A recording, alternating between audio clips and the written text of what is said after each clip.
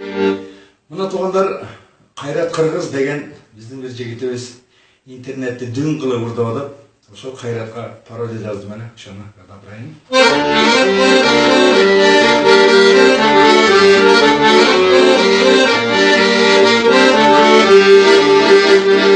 Еркек болып қаттың оқшып ырдадым, қишалаңда бір ордымда тынбадым.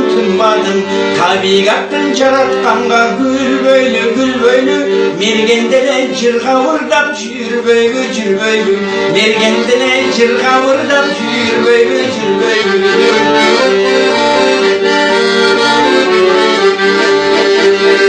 Жаш кезімде қыздар менен ойногом, бала кезде сүннет қылып сойбогон, төрөлгөндө еркек емес қыз қылып ыраштар, аттың неге алмаштырып